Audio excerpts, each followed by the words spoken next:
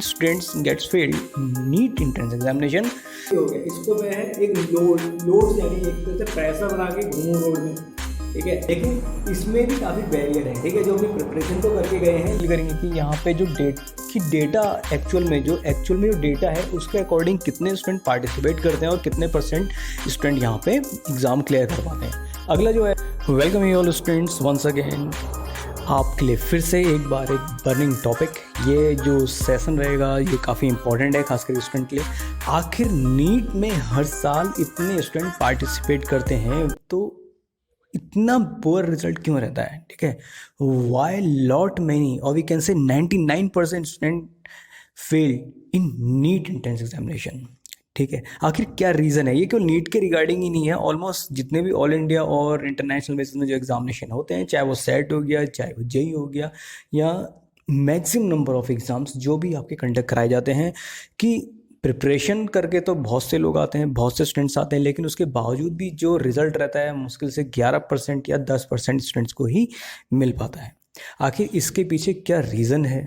क्या इसके लिए स्टेप्स लेने चाहिए जिससे कि आपका रिज़ल्ट और बेहतर से बेहतर हो पाए?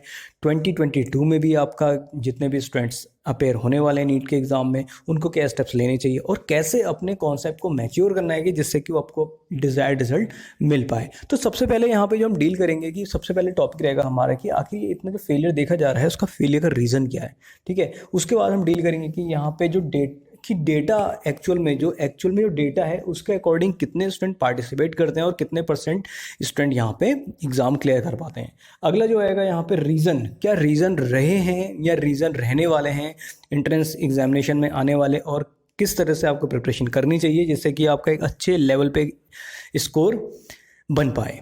अगला आएगा यहाँ पे स्टेप्स क्या क्या लेंगे, स्टेप्स बता दिया मैंने आपको, बताएंगे अभी, ठीक है। सॉल्यूशन पे भी आएंगे। तो फिलहाल यहाँ पे देखेंगे कि जो नीट के जो फेलियर है, why lot many students gets failed in NEET entrance examination, जबकि उनकी प्रिपरेशन काफ़ी अच्छे लेवल पे होती है, एकदम उनको लगता है कि जो उनकी प्रिपरेशन है एकदम नेक्स्ट लेवल की, उसके बावजूद उनको रिजल्ट नहीं मिला। और आखिर कितने स्टेप्स तक ये स्टूडेंट आपका यहाँ पे कवर कर पाते हैं, स्टेप्स यानी कि मतलब कितने ईयर्स रिपीट कर पाते हैं और कहाँ पे उनकी स्ट्रेंथ ब्रेक हो जाती है, ठीक है। तो सबसे पहले मैं आपको एक चीज़ माइंड में यहाँ पर डाल दूँ कि नीट को लेके जो भी स्टूडेंट अपेयर होने वाले हैं वो माइंड में गलती से भी ना लाएँ कि उनका 1 साल या 2 साल या 3 साल 4 साल 5 साल जितना भी लगा है वो उनका फेलियर है। वो उनका फेलियर नहीं है, वो उनका एक्सपीरियंस है, ठीक है। तो अपने फेलियर्स को एक्सपीरियंस के रूप में आपको यूटिलाइज करना है इनकमिंग एग्जाम में, ठीक है। तो उनको एज अ फेलियर ट्रीट मत कीजिए कि हमारे 5 साल लग गए और 6 साल लग गए हैं, एक्सपायर जितने भी लगे हैं, ठीक है।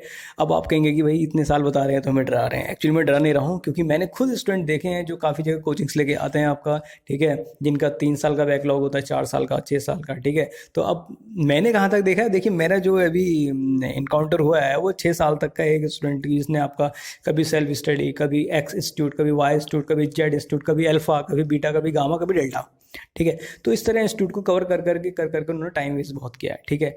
अब इसके पीछे रीज़न क्या रहा उसमें भी आएंगे, ठीक है। तो सबसे पहले मैं आपको यहाँ पे बताना चाहूँगा कि नीट में almost every year 22 lakh, minimum बता रहा हूँ, 22 लाख के स्टूडेंट आपका स्टूडेंट अपेयर होते हैं। और मुश्किल से जो गवर्नमेंट सीटें हैं वो कितनी होती है, ये मान के चलिए कम से कम 8,085 सीटें ही अवेलेबल हैं, जो अच्छी बेस्ट सीटें हैं, 8500 मान के चलिए, ठीक है। वो भी मैं आपको ज़्यादा बता रहा हूँ, ठीक है, ज़्यादा सीटें बता दी हैं। तो ये अच्छी जो सीटें, सबसे बेस्ट जो सीटें मानी जाती हैं 7800 ही हैं आपका, ठीक है। ऑलमोस्ट जितने भी आपका जिपमर हो गया और एम्स ओवरऑल जो सबको मिला के बात कर रहा हूँ, ठीक है। तो 22 लैक्स में आपकी जो 8500 सीटें जो एलोकेट होंगी वो केवल उन्हीं स्टूडेंट्स को एलोकेट होंगी जो ओवरऑल अपनी जितने भी हर्डल्स हैं, चाहे वो आपके सब्जेक्ट्स को लेके हैं या A to Z जो भी है, ठीक है, तो उनको लेके एग्जामिनेशन हॉल में बैठे हैं, ठीक है।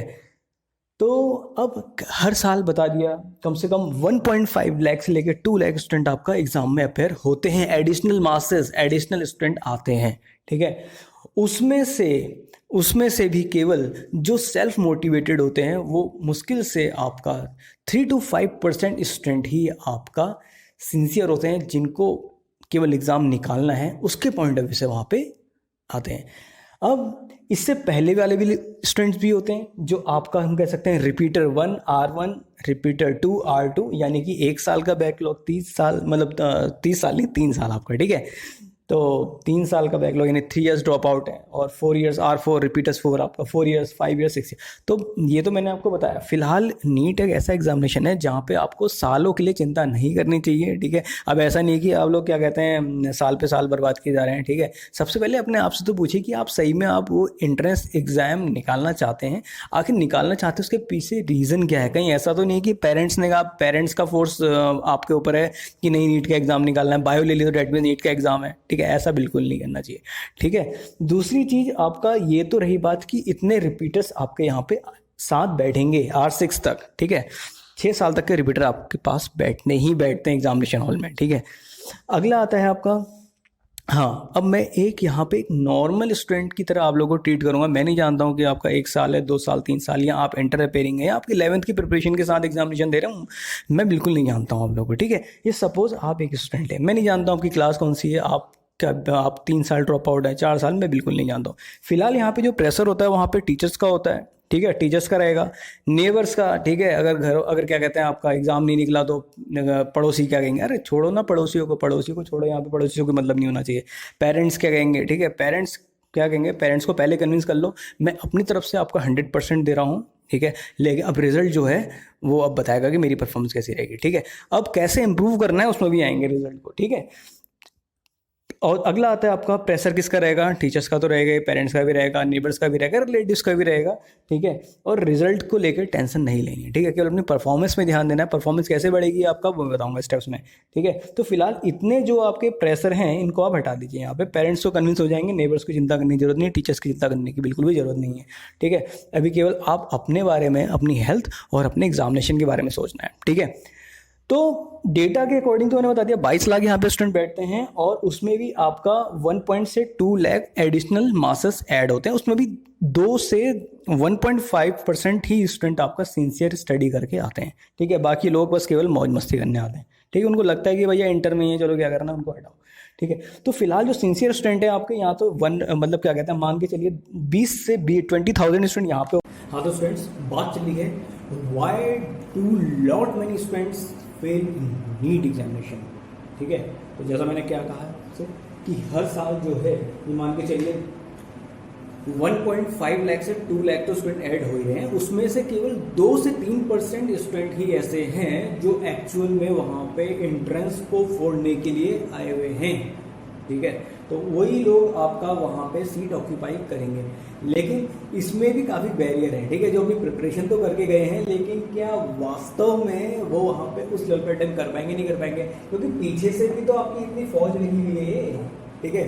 पीछे भी तो फौज है, कौन सी है R1 R2 R3 R4 R6, ठीक है। और जो R6 वाला है, जो 6 साल वाला वो है, अगर सही में उसने कुछ सीखा है अपने फेलियर से तो वो फुली एनर्जेटिक और हाईली पोटेंशियल फील्ड में होगा, और डेफिनेटली वो एग्जाम क्रैक करके ही जाएगा, ठीक है। तो इसलिए कभी फेलियर्स को अपने इग्नोर करना नहीं है, ठीक है। फेलियर्स का मतलब यहाँ पे 2 चीज़ें होती हैं। एक तो फेलियर्स का बर्डन ना सर में ऐसे करके, जैसे वो होते ना फेलियर्स का मतलब क्या कहते हैं, सपोज ये एक फेलियर ये हो गया, ठीक है।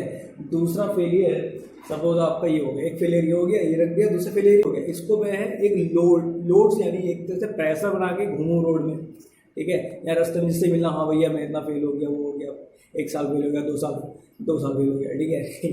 तो ये तो दूसरा ये है कि मैं इनको इंडिविजुअल एक स्टेप्स लेके आपका इसको एक स्टेप की तरह, पहला स्टेप ये हो गया, दूसरा स्टेप ये होगा, तो स्टेप्स की तरह यूज़ करो, ठीक है, स्टेप्स।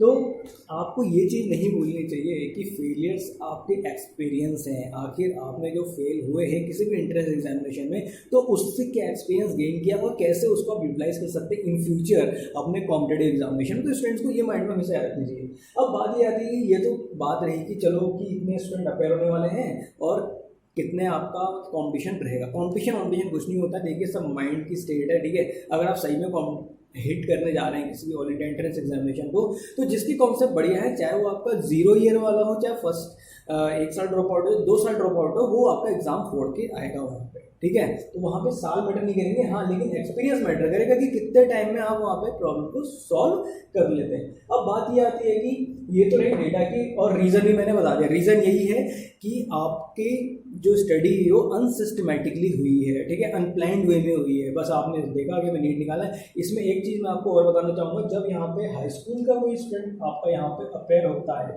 10th का स्टूडेंट जब अपेयर होता है तो उसके माइंड में काफ़ी प्रेशर होता है। क्यों? क्योंकि पेरेंट्स अगर मेडिकल फील्ड के हैं, डॉक्टर हैं, या मतलब सपोज कोई प्रोफेशनल बैकग्राउंड के हैं, तो वो भी यही चाहेंगे कि हमारा बेटा ही भाई इसी प्रोफेशनल में जाए, ठीक है। तो फिलहाल आप यहाँ पे अपने आपसे जब हाई स्कूल में हो, अपने आप से यहाँ पे एक क्वेश्चन कर लीजिए, क्या वाकई में आप लोग ये चाहते हैं जो आपके पेरेंट्स चाहते हैं, ठीक है। क्योंकि अगर जो आपके पेरेंट्स चाहते हैं, क्योंकि ऐसे मैंने बहुत से केस देखे हैं जो पेरेंट्स तो चाहते थे लेकिन स्टूडेंट नहीं चाहते, तो इस केस में क्या होता है, रिजल्ट डिजायर्ड रिजल्ट निकल के नहीं आ पाता है। तो स्टूडेंट क्या होता है, प्रेशर में आके या तो रिजल्ट उस हिसाब से नहीं दे पाता, या तो फिर बिना बताए अपनी स्ट्रीम चेंज कर लेता है। तो ये भी चीज़ आपकी मतलब ये चीज़ भी आपको ध्यान में रखनी चाहिए, ठीक है, हाई स्कूल के स्टूडेंट के लिए खासकर, ठीक है।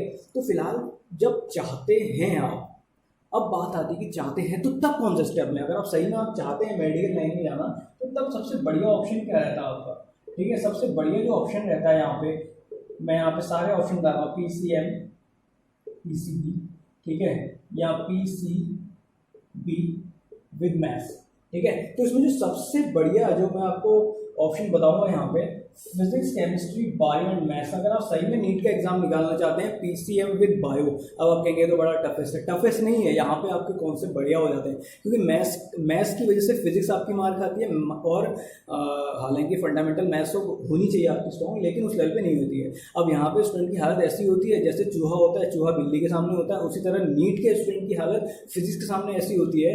वहाँ पे नीट का एग्जाम आपकी कैट हो गई, और जो आपका फिजिक्स हो गई वो आपकी जो फिजिक्स हो गई वो आपका क्या हो गया, कैट हो गई, और जो नीट का स्टूडेंट है वहाँ पे जिसकी फिजिक्स थोड़ी बहुत भी अच्छी उस लेवल पे नहीं है, तो वो रेड हो गया, ठीक है। तो ऐसी सिचुएशन में नहीं आना, इसका रीज़न यही है, कॉम्बिनेशन बढ़िया रखी है, ठीक है। अब कॉम्बिनेशन के साथ साथ क्या आपको सिर्फ गाइडेंस मिल पा रही है, वही मैटर होगा, ठीक है। तो फिलहाल मैं आपसे एक चीज़ यहाँ पे कहना चाहूँगा, बायो के लिए आप NCERT को डेफिनेटली फॉलो करें, ठीक है, और केमिस्ट्री के लिए भी, फिजिक्स के लिए कॉन्सेप्ट मेंटेन करिए, बाकी कॉन्सेप्ट आप देखना चाहते हैं तो डेफिनेटली विकास क्लास आप सर्च कर लीजिए, वहाँ पे मैंने छोटे छोटे माइक्रो लेक्चर्स, कॉन्सेप्चुअल लेक्चर बनाए हैं, और इन फ्यूचर भी बहुत ही बढ़िया हेल्दी लेक्चर बनाने वाला हूँ, जो कि प्योरली कॉन्सेप्ट गिविंग और बहुत ही पावरफुल लेक्चर रहेंगे, तो उनको देखते रहिए। और फिलहाल जो सबसे बेस्ट कॉम्बिनेशन रहेगा हाई स्कूल के लिए, जो आने वाले हाई स्कूल के बोर्ड के अपीयरिंग होने वाले हैं, कि सही में नीट का एग्जाम निकालना चाहते हैं, तो बायो के साथ फिजिक्स PCB विद मैथ्स, ठीक है, physics, chemistry, bio and maths definitely लीजिए, ठीक है। मैथ्स के, क्योंकि इससे क्या होगा ना, आपके ये साइकोलॉजिकली देखा जाए बहुत बढ़िया कॉम्बिनेशन होता है, क्योंकि